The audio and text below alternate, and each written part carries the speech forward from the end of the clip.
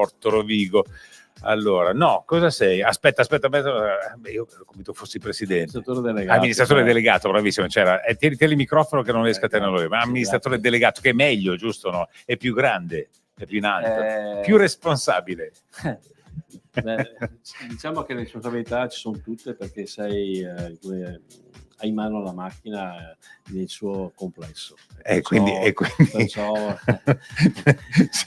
sei più alto in grado, quello che ha più responsabilità, diciamo, adesso, sì, alla fine è questo. Allora, dottor Bersanin, la prima domanda che voglio fare, avevo detto in precedenza, la stupirò, è mi ha un ricordo, il primo ricordo del Natale, ce l'ha? Prima di parlare di Interporto, eccetera, un ricordo, un flash su un ricordo suo, il primo che ha, vediamo una roba, così creiamo una sfera natalizia. I ricordi ne ho due, per dire la verità.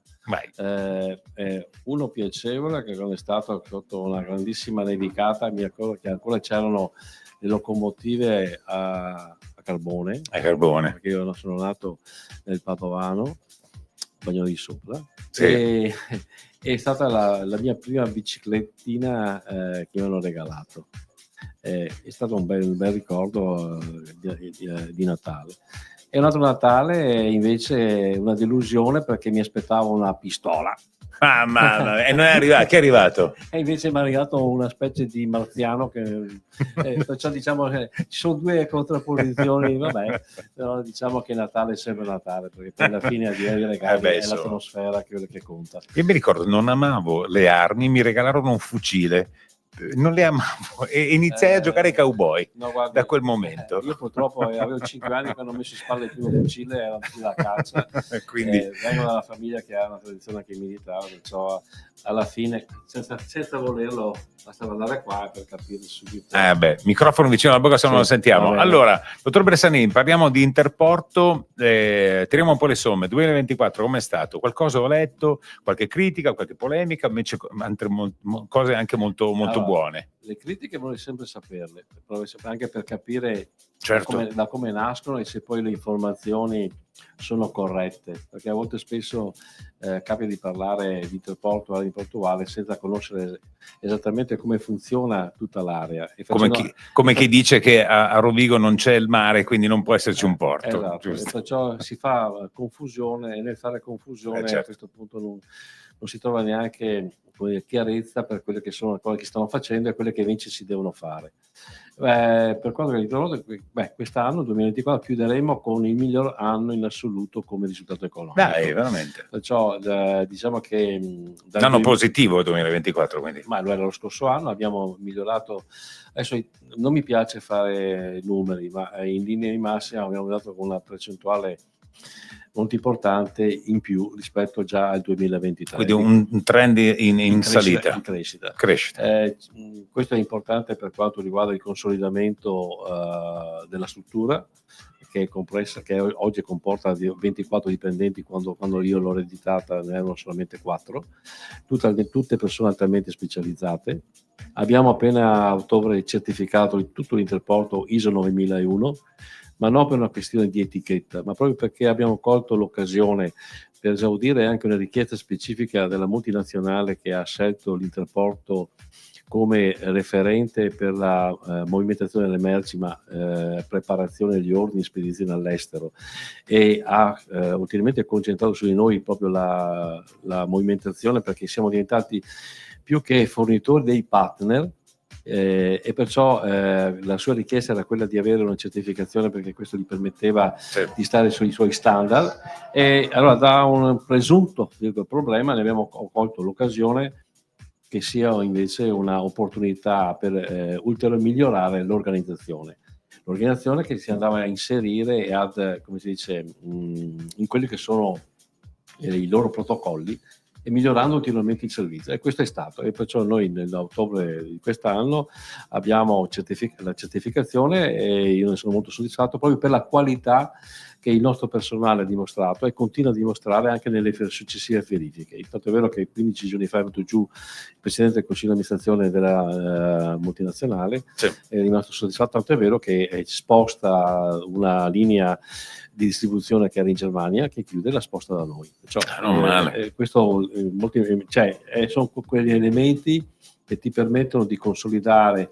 la situazione, di guardare nel futuro e di accompagnarla con un programma di ulteriori investimenti, perché non bisogna mai fermarsi, perché la clienti, o meglio i partner, deve essere una costante e continua ricerca e allo stesso tempo deve essere un costante e continuo miglioramento di quelli che sono i nostri servizi, perché l'Interport in definitiva è uno strumento di logistica, di intermodalità, che sia acqua, treno e gomma, con spazi, di conseguenza noi siamo proprio uno strumento che deve dare una certa qualità, un servizio appunto di movimentazione delle merci.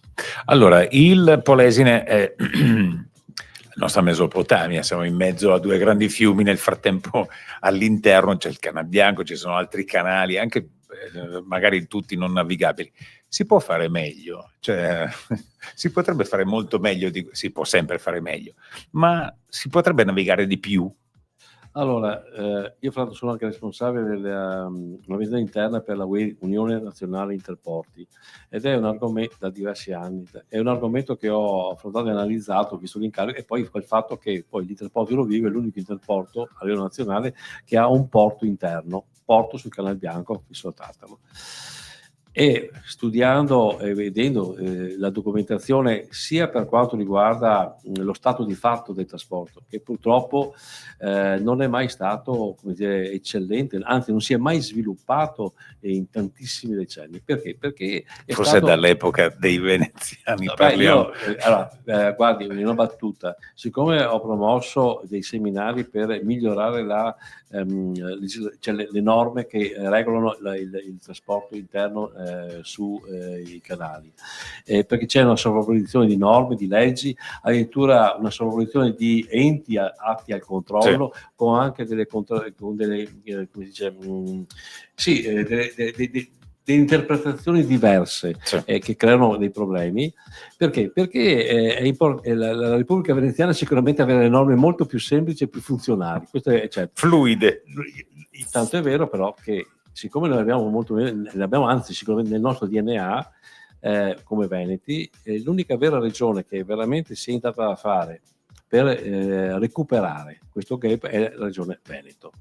È sufficiente? Purtroppo no, perché il problema è legato ad un ammodernamento di quello che sono attracchi, ponti, ma allo stesso tempo bisogna che la normativa stessa sia portata ai nostri giorni, perché purtroppo la navigabilità interna è un elemento sconosciuto presso il Ministero, cioè non esiste non ci sono informazioni, di conseguenza, non essendo tali, deve essere noi che dobbiamo stimolare, fare le proposte per recuperare queste vie navigabili che sicuramente hanno delle potenzialità, però bisogna sempre mai dimenticarsi che il giudice alla fine, quello che dice sì o no, sono le imprese.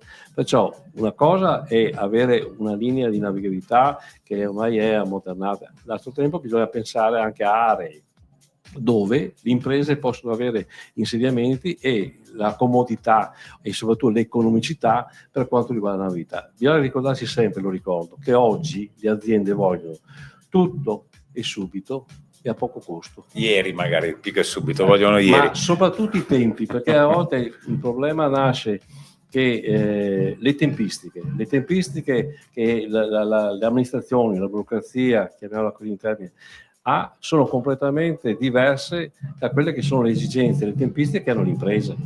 Ci sono ormai magazzini, faccio sempre un esempio banale: Amazon in 1 anno e mezzo ha costruito 30.000 metri quadri in 3 livelli e robotizzati.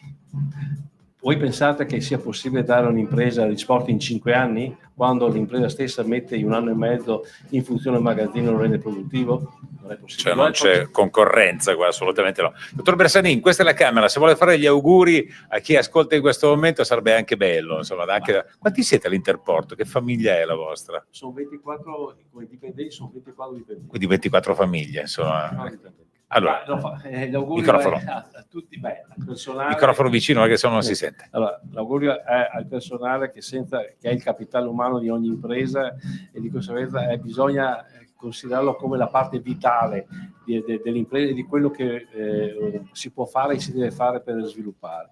Un augurio a tutti quanti gli altri ascoltatori, che il 2024 finisca bene e che soprattutto il 2025 sia un buon anno, anche se qualche preoccupazione bisogna averla, perché purtroppo affronteremo un anno in generale con qualche incognita. Bisogna darsi da fare, mai mollare. Io do un motto: usque alla fine, sempre fino alla fine. Grazie dottor Bressanini, buona serata e buon Natale a tutta la famiglia. Grazie, anche al figliolo. Grazie ancora. Bene.